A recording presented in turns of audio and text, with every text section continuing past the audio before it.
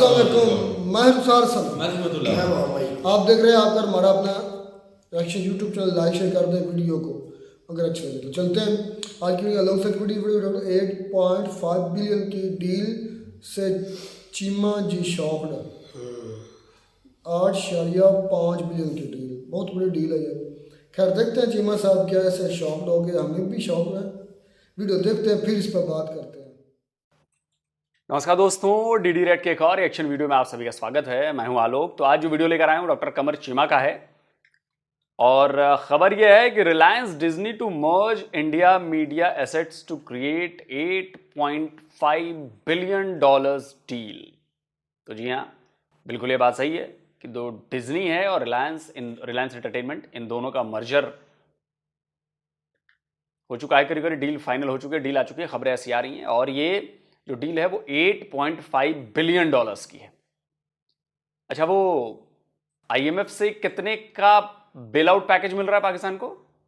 6 billion dollar का ना, 6 billion dollar का बेल आउट पैकेज पूरे पाकिस्तान के लिए आईएमएफ से मिलने वाला है। और शायद इन्होंने कहा है कि जी हमें 8 बिलियन चाहिए, उन्होंने कहा कि नहीं जी हम आपको 6 बिलियन ही देंगे, और कुछ ऐसी बातें चल रही हैं। मतलब 6 से 8 के बीच में चल रहे हैं लफड़े।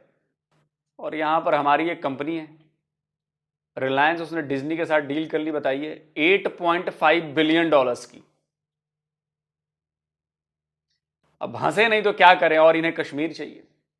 ये कश्मीर के लिए हमसे 300 बार लड़ाइयां लड़ेंगे। ये वो अनवारुल हक काकड़ कह रहा था अपने भाषण में कि हम 300 बार कश्मीर के लिए लड़ाइयां लड़ेंगे।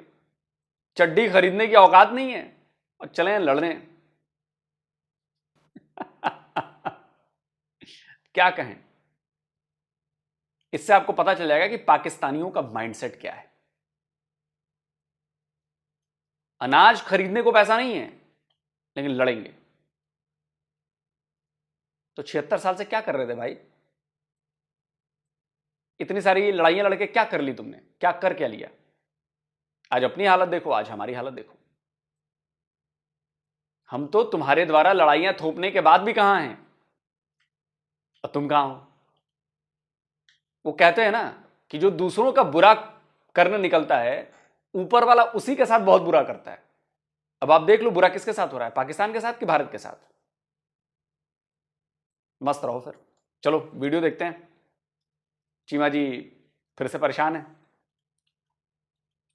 दोस्तों, भारत की जो एंटरटेनमेंट इंडस्ट्री है वो तकरीबन तकरीबन 28 बिलियन डॉलर की मीडिया एंड एंटरटेनमेंट सेक्टर है, जिसमें बहुत सारे ग्रुप्स हैं, जिसमें जी एंटरटेनमेंट है, नेटफ्लिक्स है, जापान सोनी है, और इससे पहले जो डिज्नी जो है वो भी मौजूद था।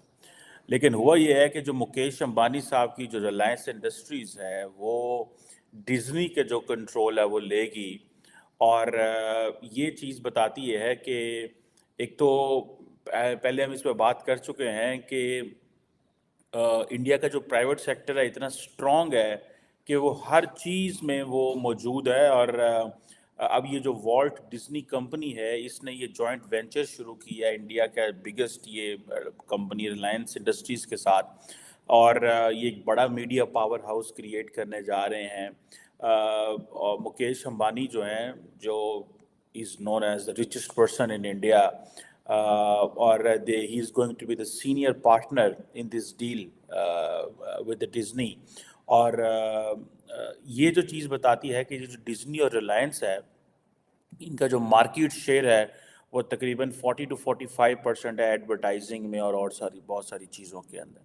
लेकिन ये जो डील है इसके ऊपर बहुत सारी बातें भी हो रही हैं, और ये भी हो रहा है कि जो वेस्टर्न वर्ल्ड है वो भी इस पे कमेंट कर रही है कि शायद इंडिया के अंदर जो कंपनीज आती हैं वो उस तरह बिजनेस नहीं कर पाती जिस तरह लोकल्स बिजनेस को समझते हैं। अब ये आ रहा है कि रिलायंस के जो ओनर हैं उनकी जो वाइफ हैं नीता, वो जो इसके बोर्ड को चेयर करेंगी। और जो डिज्नी के एग्जेक्टिव एडिटर हुआ करते थे उदय शंकर, वो वाइस चेयर हुआ होंगे इसमें। इसमें अगर देखा जाए, आप सिर्फ रिलायंस को ही देखें तो रिलायंस जो है एक लार्जेस्ट प्राइवेट सेक्टर कंपनी है। ऑयल रिफाइनिंग है, पेट्रोकेमिकल है, गैस, रिटेल, टेक्सटाइल, बड़ा इनका बिजनेस है इस सेक्टर में। और ये 1950 में ये कंपनी बनी। फिर ये टेक्सटाइल में 60s में चली गई, फिर ये पेट्रोकेमिकल और इस तरह। लेकिन अभी अंबानी जो है वो कहा जाता है कि जो अंबानी साहब के जो वालिद थे 2002 में वो फौत हो गए, और उसके बाद मुकेश जो उनके बड़ा बेटा हैं, अनिल, उनका फिर आपस में जारी बात है इश्यूज होते रहते हैं। और 2005 में ये डिवाइड हो गए, पेट्रोकेमिकल और जो वो कहते हैं ना, मुकेश अंबानी ने जो है पेट्रोकेमिकल टेक्सटाइल ले लिया, और जो अनिल थे उन्होंने फाइनेंशियल एंड टेलीकम्युनिकेशन सेगमेंट जो है वो ले लिया।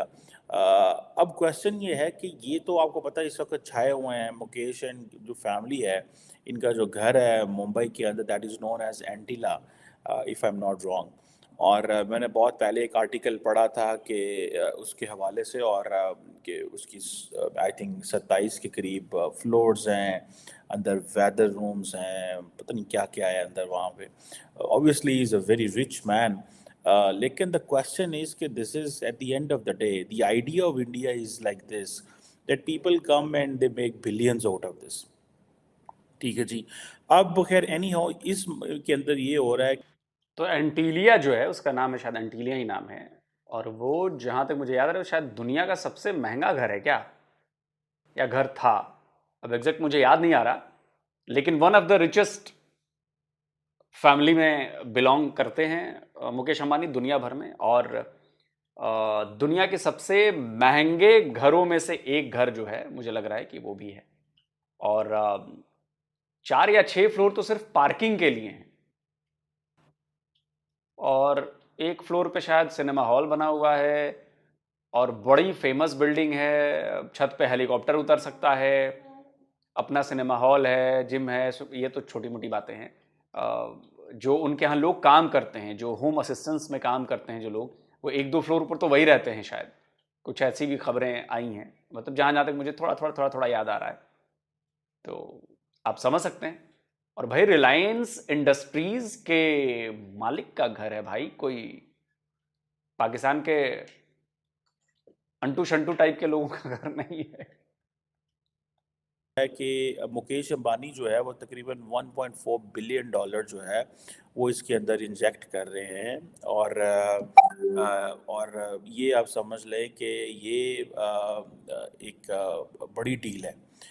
लेकिन जैसे मैंने बताया, मैं भी आई वाज लुकिंग कि ये हो क्या रहा है। तो जो इंटरनेशनल मीडिया है वो ये समझता है कि जो डिज्नी ग्रुप है वो उस तरह नहीं परफॉर्म कर सका जिस तरह वो करना चाहिए था, जितनी बड़ी मीडिया मार्केट है, और दे नीडेड सपोर्ट। और ये वो this is what the western media is saying. और डिज्नी अपने जितने भी इंडियन ऑपरेशंस हैं वो मर्ज करेगा रिलायंस के साथ। अब रिलायंस को सारी बात है, एक्सपीरियंस है, और they will make their way.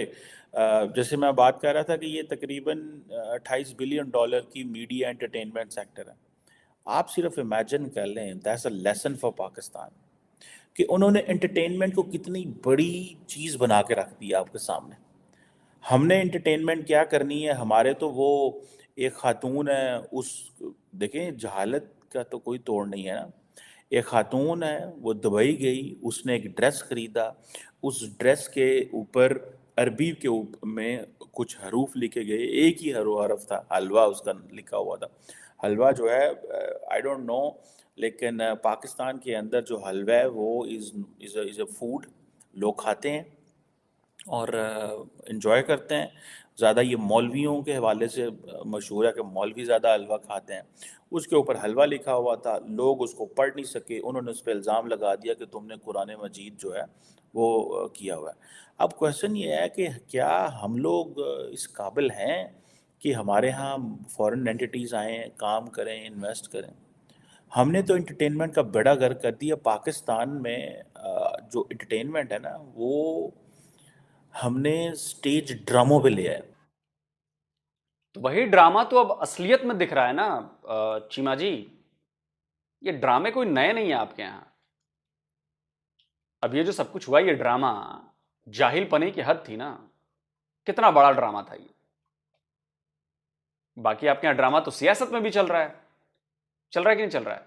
अच्छा, इस पूरे कांड के बाद जिस कांड का आपने जिक्र किया उसमें एक तस्वीर आई है और वो ये तस्वीर बताने के लिए काफी है कि पाकिस्तान में होता क्या आया है और हो क्या रहा है।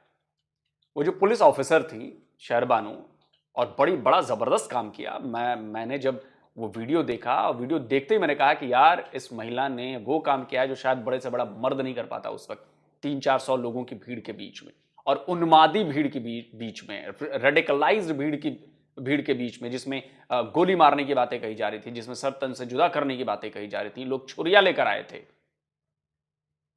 कि इसका सर तन से जुदा कर देते हैं, और वो महिला बचा कर ले गई। वो महिला पुलिस ऑफिसर एएसपी बचा कर ले गई उस लेडी को जिसका कोई गुनाह नहीं था, जो बेगुनाह होते हुए भी बेचारी को माफी मांगनी पड़ी। ताउम्र वो इस डर को अपने साथ जिएगी वो महिला। तो जी तस्वीर की बात कर रहा था मैं। तो तस्वीर आई है कि जो पाकिस्तान के आर्मी चीफ हैं वो एएसपी शहरबानो से मिले। मतलब वो क्या मिले, मैडम गई थी उनके बुलावे पर मिलने वहां पर। अब आप समझिए कि ये तस्वीर आपको लग रहा होगा कि इसमें क्या गलत है या क्या गड़बड़ है। गड़बड़ नहीं है, गड़बड़ कुछ भी नहीं है, अच्छी बात है। लेकिन एक एएसपी, एक इलाके की एएसपी, उसके ऊपर उनका चीफ होगा, उसके ऊपर उनका डीजीपी होगा, फिर और भी कई सारे होंगे पुलिस वाले, पंजाब से फिर वो अलग पूरे देश, और फिर इसका वो पुलिस का जो स्ट्रक्चर होता है। तो अगर हायरार्की में देखें तो एएसपी हायरार्की में बहुत नीचे आते हैं। जो रैंक है ना वो बहुत नीचे आता है। मतलब ओवरऑल देखें, अगर मैं ओवरऑल पूरे एज ए नेशन पाकिस्तान की बात करूं तो मैं नहीं कह रहा कि एएसपी कोई छोटा रैंक है, वो उसकी बात नहीं कर रहा।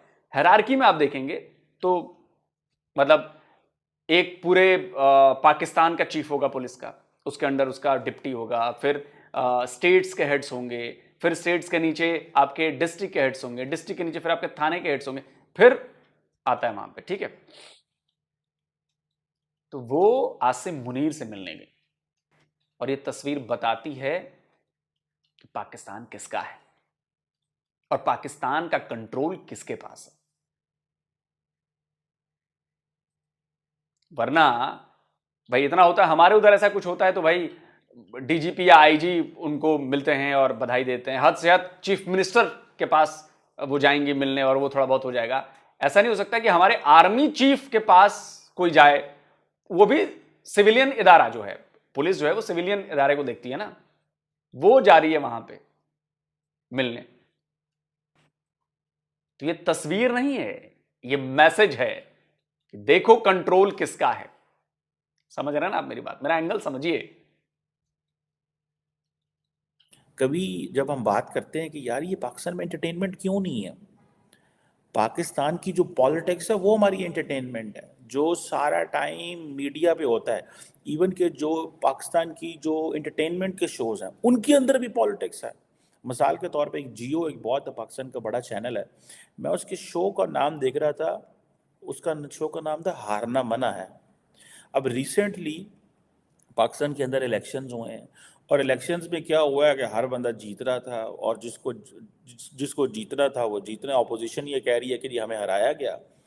अब क्वेश्चन ये है कि उन्होंने अपने शो का नाम ही रख दिया कि हारना मन है। अब कराची के अंदर एक पार्टी एमकेएम, उस पार्टी को इसलिए वो कहा जाता है कि उनको इतनी सीटें दी गई कि उन्होंने मजाक में बना कि बस करो हमें और सीटें नहीं चाहिए। So just a point in this में। सो क्वेश्चन ये है, जो चीज़ मैं करना चाहता हूँ कि हमने तो अपनी एंटरटेनमेंट तबाह कर दी, इंडिया ने अपनी एंटरटेनमेंट को आज़ाद रखा है, ठीक है।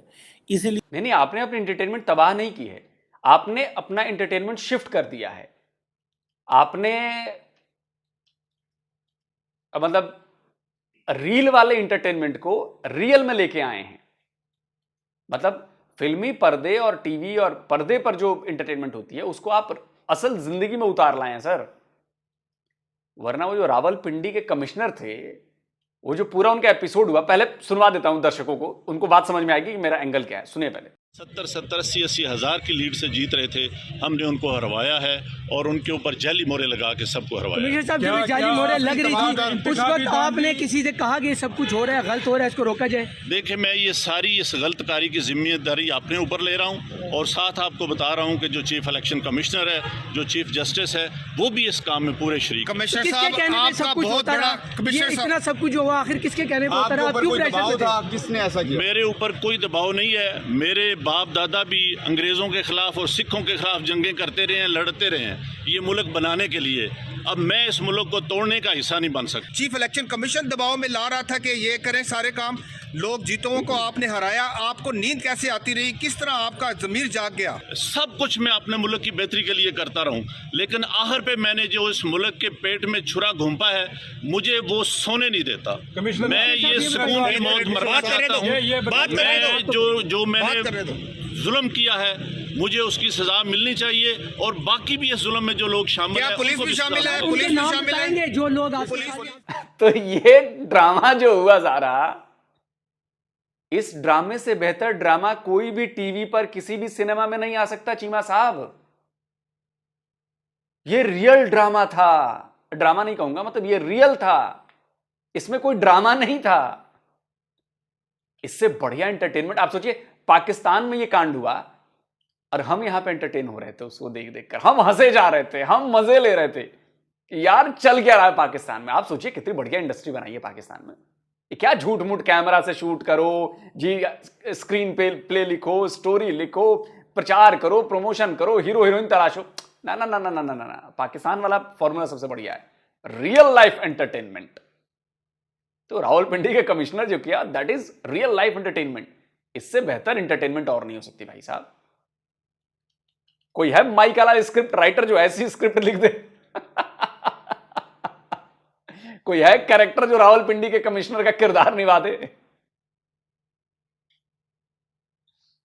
इसीलिए ये $28 बिलियन की मीडिया एंटरटेनमेंट सेक्टर है ये वाला। ये सिर्फ और जापान सोनी, इंडिया का जी एंटरटेनमेंट, नेटफ्लिक्स, ये सारे डिज्नी और ये अभी अंबानीज भी बीच में आ गए हैं।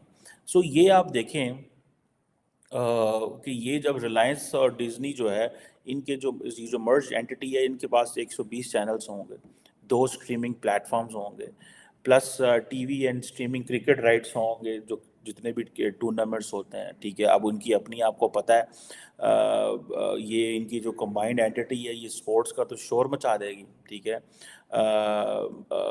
और दूसरी ये है कि इसकी वजह से ये मोनोपलाइज भी कर लेते हैं एट टाइम्स। देखें अब रिलायंस को क्या हुआ है कि वो उनकी जो नेगोशिएटिंग पावर है एडवर्टाइजमेंट कॉन्ट्रैक्ट में ज़्यादा हो जाएगी, ठीक है जी। और उनकी अपनी क्रिकेट टीम भी है। सो ये आप देखें कि ये जिसे वो कहते हैं ना कि they are in advantageous position. हमने अपनी एंटरटेनमेंट को ख़राब कर दिया। हम अगर ड्रामा लगता है, फिल्म लगता है, तो हम कहते हैं ये बुराई है, ये गलत हो रहा है, इसके अंदर फहाशी व उरियानी है, ये बंद होना चाहिए। और अगर हमने वो फिल्म को वैसे बंद कर दिया और अगर आए तो स्टेज ड्रामे पे आ गए, जो कि इंतहाई लच्चर और स्टूपिड किस्म की जो एंटरटेनमेंट थी, जिसका मैं समझता हूँ पाकिस्तान की यूथ के बहुत सख्त नुकसान हुआ है, पाकिस्तान के अंदर बहुत सख्त नुकसान हुआ है। सो इंडिया ने तो अपनी एंटरटेनमेंट को फिल्म में रखा and the film has done so much great. Film ने तो बहुत ज़बरदस्त काम किया है उनकी। और देखिए उनकी जो बॉलीवुड है, that became it's soft power, ठीक है जी। अब ये देखिए ना, ये चीज़ें हैं गो के, जैसे मैंने बताया कि जो बाहर से कंपनीज इंडिया आ रही हैं, उनके अपने मसले मसाइल हैं। अब कहा जा रहा है कि ये जो डिज्नी है, एक बड़ा यूएस एंटरटेनमेंट का जायंट है, ठीक है जी। इसकी जो मर्जर वैल्यू है इंडिया के अंदर बिजनेस में, ये जो है वो 3 बिलियन हो गई है। और कहा जाता है कि 2019 में जब इन्होंने ये डील की थी तो ये $15 बिलियन की थी। अब इस वक्त कहा जा रहा है कि जो डिज्नी की जो वैल्यू है इंडियन के अंदर एसेट्स के अंदर, वो $4.3 बिलियन है। But this is a question mark for India as well, in a sense कि जो बाहर से लोग आते हैं, they can't understand the local business model. ठीक है, आप लोकल बिजनेस मॉडल नहीं समझ पा रहे एंड आप you can not survive without the business local businesses. आप लोकल बिजनेसेस के साथ उनके बगैर, उनकी पार्टनरशिप के बगैर यहाँ पे सर्वाइव नहीं कर सकते। अब दुनिया की, आपको पता है डिज्नी दुनिया की बिगेस्ट कंपनी है वर्ल्ड। तो चीमा जी यही तो स्ट्रैटेजी है। जब वो खुद अकेले आके बिजनेस कर सकते हैं तो हमारी उन्हें क्या जरूरत रहेगी? हम तो उनके लिए जीरो हो जाएंगे ना। हमारी पॉलिसी ऐसी नहीं, बिना हमारे उसमें शामिल हुए आप बिजनेस नहीं कर सकते। हमारे लोगों की बात है ना, हमारे देश की बात है ना, हमारे लोगों को रोजगार चाहिए ना। आप इन्वेस्ट कर रहे हो ठीक है, हमारे बंदे कहां जाएंगे? ये उनको समझ नहीं आती है। ये हमारे यहां से बिल्कुल क्लियर कट है। विदाउट लोकल बिजनेसमैन या बिजनेस ग्रुप या कंपनीज के आप अपनी कंपनीज सिंगल हैंडली नहीं कर सकते। यहां पर ये पॉलिसी है हमारी। आपको एक इंडियन पार्टनर बनाना पड़ेगा, उसकी शर्तें हैं सर। आपकी तरह नहीं है हम कि बस जेब गरम कर दो और जो चाहे फिर आके कर लो पाकिस्तान में।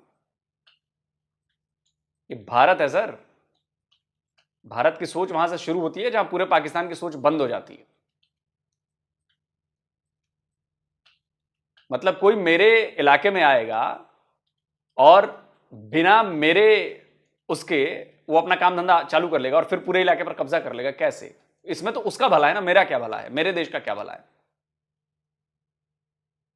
और भारतीयों से बिजनेस, और वो भी गुजरातियों से बड़ा बढ़िया बिजनेस कोई नहीं कर सकता पूरी दुनिया में। सिर्फ भारत की बात नहीं कर रहा हूं, पूरी दुनिया में गुजरातियों से बड़ा बिजनेस माइंड किसी का नहीं हो सकता। तो रिलायंस जो है वो गुजरातियों का है, ऐसा नहीं कर सकता कोई। वर्ल्ड के अंदर 200 बिलियन डॉलर वर्थ है इसकी। और अब दुनिया की ये 200 बिलियन डॉलर की कंपनी है। मैंने भी देखा हुआ है डिज्नी को चीज़ें, कुछ अमेरिका में और कुछ यूरोप में। तो वाकई पूरी दुनिया जो है वो डिज्नी को अहमियत देती है इन टर्म्स ऑफ कार्टून्स और बहुत कुछ है। हमारे हर घर की वो स्टोरी है। अब ये जो क्वेश्चन है कि इंडिया के अंदर वो आए हैं, वो काम उस तरह नहीं कर सके, या वो जैसे कहते हैं ना कि उनको समझ नहीं आई कि चीज़ें कैसे करनी थी। लेकिन इंडिया एक इम्पॉर्टेंट की मार्केट है। और उन्होंने एक और इंडिया के जो रिलायंस है उन्होंने एक बड़ा इंटरनेशनल ब्रांड को चुना है। और इसका सारी बात है, अंबानीज को ये फ़ायदा है।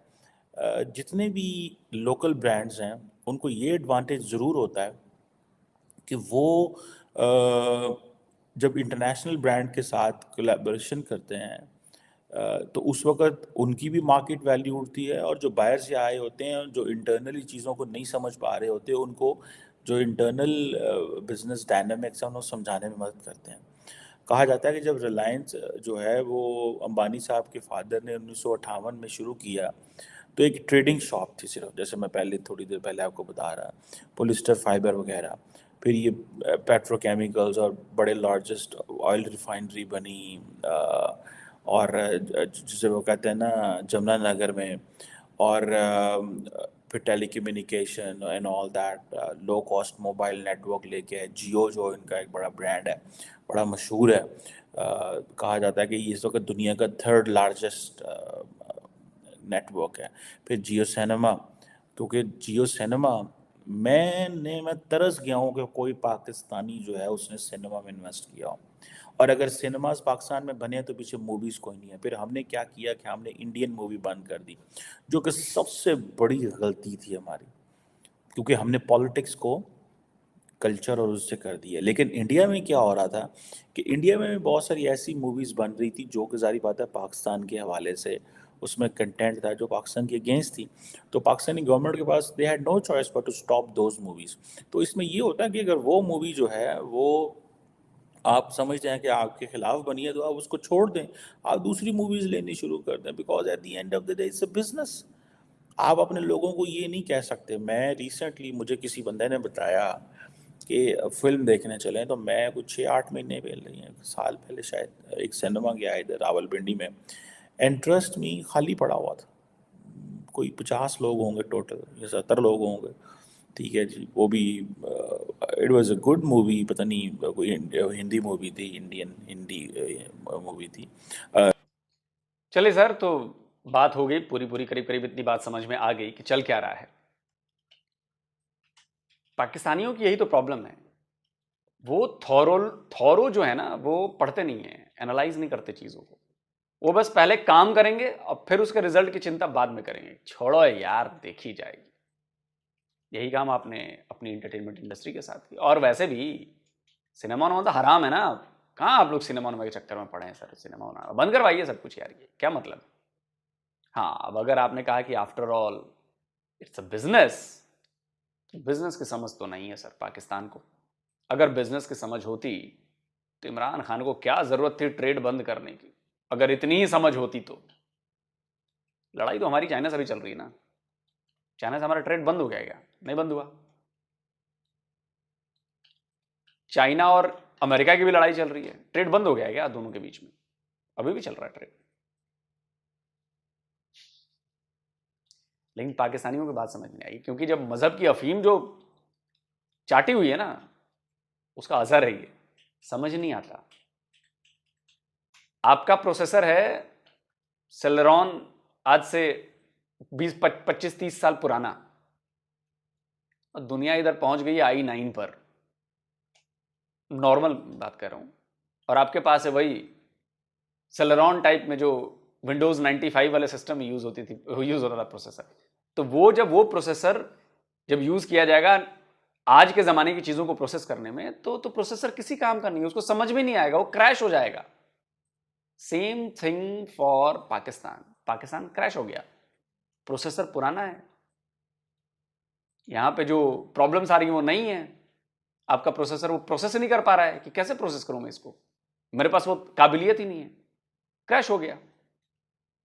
भारत लगातार अपग्रेड होता गया, भारत ने प्रोसेस कर लिया, क्या करना है। और हमने हमेशा से किया, 1947 से किया हमने चीज़ों को प्रोसेस। चाहे हमने IITs बनाए, चाहे हमने IIMs बनाए, चाहे हमने अच्छी अच्छी यूनिवर्सिटीज़ बनाई, हमने इंस्टीट्यूट्स बनाए कई सारे, तो धीरे धीरे ये सारे प्रोसेसर अपग्रेड हुए ना।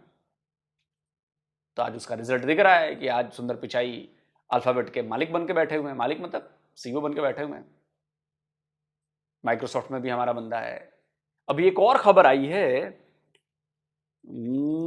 स्नो समथिंग कुछ इस कंपनी का, वो उसका भी अब CEO जो है वो इंडियन बन गया, वो भी ठीक ठाक कंपनी है। वो खबर मिल जाएगी तो मैं लगा दूंगा, कहीं तो मैं पढ़ रहा था, हल्की से मेरी नजरों के सामने से गुजरी, तो आप देखिए, तभी तो इंडियंस आ गए हैं।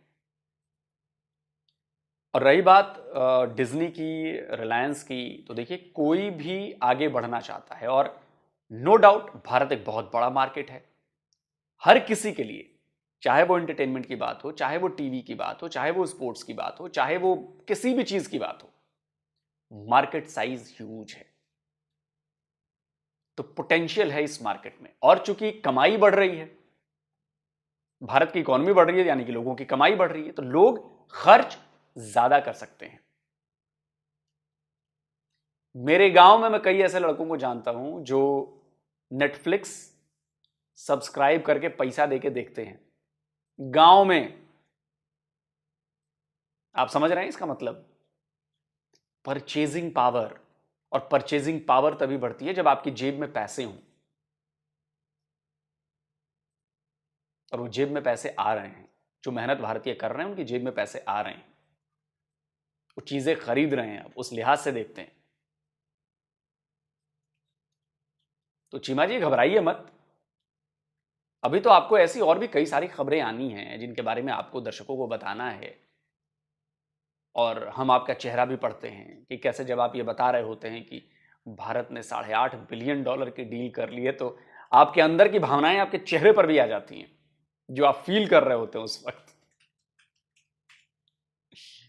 बाकी दोस्तों आप कमेंट करके बताइए आपको क्या कहना है इस डील पर, और चीमा जी के बारे में, और पाकिस्तान के बारे में कमेंट जरूर करिए। जल्दी मिलता हूं एक और नए वीडियो के साथ। नमस्कार। तो जी दोस्तों, वीडियो हो गई खत्म। मुझे तो पहले पता था चेहरा देख के लोग का भी ये ऐसी बात जरूर करेंगे। क्या ऐसी बात? भीख मांग रहे हैं, मतलब ये तो इस बात में कोई झूठ तो नहीं है, वो तो बात सच भी है यार। मेरी बात सुनना, झूठ नहीं है, लेकिन आप जितना भी कमा रहे हैं, आपकी कंपनी कमा रही है, कोई बिजनेसमैन एक महीने का कमा रहा है, साल का कमा रहा है, जो कमा रहे हैं भाई वो आपकी मेहनत है। तो मुझे ये नहीं समझ होती हर वक्त ये क्यों कंपैरिजन करते रहे। एक तरफ तो वो कहते हैं कंपैरिजन बनते ही नहीं पाकिस्तान के साथ हमारा, तो सोचना भी हम गुनाह समझते हैं। दूसरी तरफ हर वक्त ये जितना कर्जा मांग रहे उससे बिना वो इतना कमा रहे हैं, हमारी कंपनी इतना कमा रही है, हमारी एक बिजनेसमैन इतना कमा रहा है। शर्म दिलाते हैं आपको, शर्म दिलाते हैं जो आप में है नहीं। शर्म हमें दिलानी है, और हमें दिलानी शर्म को तो उनको आनी चाहिए जिनकी वजह से आज हम बदनाम है। किन की वजह से हम बदनाम है? नहीं तुझे जैसे पता ही नहीं, मुझे नहीं पता, बता दो। बता दो, तुझे पता ही नहीं जिनकी वजह से आज हम इतने नीचे गिर गए, किन की वजह से हम नीचे चला चले गया, गए? बदनाम हो गए। किन की वजह से गए? जो खा जाते हैं, कौन खा जाते जिनके हैं? कारोबार है, किनके कारोबार? बिजनेसमैन बैठे हुए हैं। कौन बिजनेसमैन है? तू खुद ही बता दे, तुझे भी पता है। मैं तो आपसे पूछ रहा हूँ। पूछ रहा हूँ, वो शर्म दिलाते हैं पाकिस्तान, शर्म करो। हम क्या शर्म करें? गैरत की कोई गैरत की गोली या कैप्सूल खाओ, गैरत का। हमारा काम है टैक्स देना। जिसको बिजली का बिल आता था ना 5 रुपया, उसे आया 15,000। जिसको 6 रुपया आता था उसको आया गैस का 14,000। तुम्हें कितना आया? ठीक है, मुझे कितना, मुझे 5,000 बिजली का बिल आ गया ना। अभी फ्रिज चलती इतनी, कभी रात को 2 मिनट 3 चला लो जी। सर्दियों में क्या चल रही फ्रिज? इधर चलती भी नहीं, एक पंप चलता है पानी वाला। 7 रुपए पर यूनिट बिजली का जो है ना बढ़ा दिया है। अच्छा, डिज्नी बिजली बढ़ गई, गैस बढ़ गया, डीजल बढ़ गया, हर चीज का रेट बढ़ा दिया। रमजान आ रहा है, सस्ती करने की वजह हर चीज बढ़ा दी है। ऊपर से 9 लाख रुपए, सॉरी 9 लाख लाइसेंस जो बड़े थे ना रिवाल्वर के या कलेक्शन के या जो भी थे, वो मरियम नवाज ने आते खत्म कर दिए। क्यों? वो दोबारा बनाने पड़ेंगे जी। क्यों? उसकी वजह उसकी क्या है? सारा पैसा जो पहले कोई खा गया तो मैं खाऊंगी। अब सबसे पहले उन्होंने कदम उठा दिया जी। और दूसरी बात सुन लो, वापटा के नए चेयरमैन भी बन गए हैं, वो भी हमारी स्टैब्लिशमेंट के नए बंदे आ चुके हैं, वापटा के ऊपर भी आके बैठ गए हैं। तो बताओ हमें ताना, तू तो कह रहे यकीन करें वो, और यही है। इनको सोचना चाहिए, इनको गैरत होनी चाहिए, इनको मुल्क की आवाम के बारे में सोचना चाहिए। वो क्या कर रहे हैं हमसाई कंट्री, वो कहाँ से कहाँ पहुंच गए, वो हमारी क्या बातें सुनाते रहते हैं हमें हर वक्त। गैरत तो उनको करनी चाहिए, हमें नहीं। मरियम नवाज ने, आपको पता नहीं शायद उन्होंने, हमें से अगर कोई पढ़ लिख जाता है ना, कोई बच्ची पढ़ लिख जाती है, कोई बच्चा पढ़ जाता है, अच्छी तालीम हो जाती है अपनी पाकिस्तान की तालीम के मुताबिक, उसकी कोई कदर करने वाला नहीं है। कोई सेल इदारा अच्छा नहीं है, कोई हमारा तालीम का लेवल नहीं है। इधर गरीब गरीब है, अमीर अमीर है। इंसाफ अमीरों को मिलता है, गरीबों को तो मिलता ही नहीं। भाई कोई जमहूरियत नाम की चीज, कोई कानून नाम की चीज इधर है ही नहीं, तो फिर हमारे साथ क्यों कंपैरिजन करते हैं? मुझे तो ये समझ नहीं आती। 28 बिलियन की वो तारड़ साहब कह रहे थे, 28 बिलियन की उनकी इंडस्ट्री है। तारण है ना, वो भी एक टट्टू है। मैं तुझे ये सीधे लफ्ज में बोलूं, वो भी भाग के किधर बैठे हुए हैं। चीमा भाग के किधर बैठा हुआ है? सॉरी, चीमा साहब का, मैं चीमा साहब की बात। कई मुल्क में आए ना, इधर बैठे, जैसे मलक भी है, इमरान रियाज बैठा हुआ है, ऐसा तूर है, अरशद शरीफ की तरह इधर है, अहमद मीर नहीं बैठा गोली कहा कि इधर है, इधर बैठ के बात करें ना। क्यों भाग गए अमेरिकी कंट्री में? बातें करके हम दूसरों को बात सही कर रहे हैं।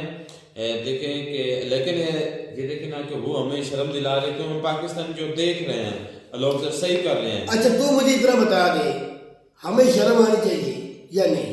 आनी चाहिए ना। अच्छा शर्म करके भी क्या कर लोगे बताओ? टैंकों के आगे लेटो, तो लेटो फिर अपने हक के लिए भाई निकलेंगे ना। वो ही तो मैं तुझसे सुनना चाहता हूँ, लेटो फिर श्रीलंका और तुर्की की तरह निकलो, जिस तरह वो 2013 में निकले। आप भी निकलो, जाओ टैंकों के सामने, निकलते क्यों भाई? इधर रंदा फिर इससे बुरा भी वक्त था ना अभी तक आपका। आपकी इकानमी है ही नहीं, आपके मुल्क की इमेज है ही नहीं, आपके पासपोर्ट की वैल्यू है ही नहीं, आपकी सेहत इदारों में दुनिया रो रही है, मौतें हो रही है, आपके एजुकेशन है ही नहीं। अब मुझे ये बताओ, आपके डैम है नहीं, ठीक है? ग्वादर में बारिश आ गई, बलोचिस्तान कराची में बारिश आ गई, आवाम डूब रही मार रही है, वो आपके डैम है ही नहीं। क्या करे आवाम शर्म करे, आवाम ने डैम बना रहे, आवाम ने सेहत तलीम बनानी है, आवाम ने सारा कुछ करना है, ये तो गवर्नमेंट ने करना है ना। अच्छा एक में हमें पता भी हमारी कंडीशन क्या, फिर भी हमारे जो साबिक वजीर आजम थे वो कह रहे हैं हमने कश्मीर के मुद्दे पर 300 मरतबा जंग करनी है, वो किस बिना पर कह रहे थे? उनके पास ओ भाई वो खाली चूरन होता है बस, इसके अलावा कुछ भी नहीं। हम 500 जंग लड़ लगे, 300 जंग लगे, एक वक्त का खाना तो आप खा नहीं सकते। मैं रमजान शुरू होने वाला है 11 तारीख से, मुझे एक वक्त की आप रफ्तारी करके दिखा दो, इतनी महंगाई हो चुकी है भाई। 200 रुपए फी दर्जन तक केले की हो गई है, सूखी 300 रुपए के एप्पल हो गए, 600 रुपए के किलो तो अनार हो चुके हैं। यकूब भाई सूखी रोटी क्या बात करें, गरीब बंदा जाए फ्रूट नहीं खा सकता। मरियम तो खा सकती है, फजलू खा सकता है, गद्दारी खा सकता है, बिलावत खा सकता है, मिनिस्टर खा सकते हैं भाई। आज गरीब तो नहीं खाता, गरीब की तो रोटी भी एक जो है एक रोटी 10 रुपए की होगी है। वो सही बात की है लोग सर ने एंड पर भी आपने जो ना अपनी जो इंटरटेनमेंट है उसको शिफ्ट कर लिया है। मतलब शिफ्ट करने का मतलब यह है कि जो आपने अमली तौर पर करके दिखा रही है, आप तो इंटरटेन ही आई है ना। कभी कुछ पाकिस्तान की असम्बलियों में हो रहा है, कभी कुछ पाकिस्तान में हो रहा है, कभी भी वोट रिगिंग हो रही है, कभी भी कहीं जलसा हो रहा है, मतलब कहीं धमाका हो रहा है। वाकई में हमने अपने इंटरटेनमेंट को चेंज कर लिया, सिर्फ सिमत चेंज किया। इंडिया की सिमत वही असल वाली है कि चलो लोगों को खुश करने के लिए कोई फिल्म है या कोई गाना है या कोई इस तरह की चीजें एंटरटेन। भाई मैं तो हमने मेरी और छोटी सी अपील है अपने इंडियन भाइयों से, जो वीडियो बनाते हैं या वीडियो देखते हैं, जो भी नॉलेज रखते हैं सियासत के बारे में, प्लीज प्लीज प्लीज मेहरबानी करके अगर पाकिस्तान की कंपैरिजन करना है तो एस्टैब्लिशमेंट की कमाई के साथ करें बस। क्योंकि सियासतदान जो है ना उनके पास तो पैसा इतना नहीं जितना एस्टैब्लिशमेंट के पास है। यकूब भाई हाँ हो सकता है टाटा अम्बानी अडानी के मतलब है वो उनके बराबर तो शायद ना हो, हमारी एस्टैब्लिशमेंट की भी शायद ना हो, लेकिन कुछ ना कुछ अगर मुकाबला करें तो एस्टैब्लिशमेंट की कमाई कर सकती है। उनके साथ किया करे, अवाम बेचारी पाकिस्तानी इंडियन अवाम की तरह ही है, जिस तरह वो उनका दिल अपने मुल्क के लिए धड़कता है, हमारा भी दिल अपने मुल्क के लिए धड़कता है, चाहे हमें जितना इससे ज्यादा भी जलील ख्वार कर दे दुनिया में। भाई वो दिखा रहे थे मुकेश अंबानी पे, मुकेश अंबानी से मुझे याद आया, मुकेश अंबानी के बेटे आनंद है अंबानी, शायद इसका इस तरह का नाम है, उसकी शादी है अभी 4 मंथ पहले ही उसकी प्रो वेडिंग सेरेमनी शुरू होगी और उस वेडिंग के अंदर प्रो वेडिंग सेरेमनी के अंदर सारे मुल्क के दुनिया भर से, मुझे पता है लोग का सदर वो एशिया के अमीर बंदे हैं की, दूसरी ट्रम्प की बेटी आ रही है, बड़े बड़े और बड़े नाम आ रहे हैं। तो भाई वो बिजनेसमैन है ना, ऐसे बंदे जो वो वैसे तो नहीं आ रहे, उनको न्योता भेजा गया है ना, बुलाया गया तो आ रहे हैं, वैसे किसी की शादी में कौन जाता है। सही है। और इस लिहाज से वो जो ये नया एग्रीमेंट हो रहे हैं, इससे इंडिया की जीडीपी भी बढ़ रही है। जिस तरह रिसेंटली न्यूज़ आई है कि 8.4 जीडीपी ग्रोथ रेट इंडिया का चल रहा है, जो कि दुनिया में सबसे ज़्यादा है। जो उसके नीचे आई थिंक चाइना जो मौजूदा वक्त में इसका दुनिया में सबसे फास्टेस्ट ग्रोइंग इकॉनमी, जिसने सारे अंदाजे भी गलत कर दिए, जिसे क्या इतने एस्टिमेट लगाए थे ना मुख्तलिफ कंपनीज ने, वो गलत कर दिए। अब इंडिया बहुत आगे जा रहा है। तो खैर मिलते हैं वीडियो में नाटक साथ, तब तक दीजिए इजाज़त।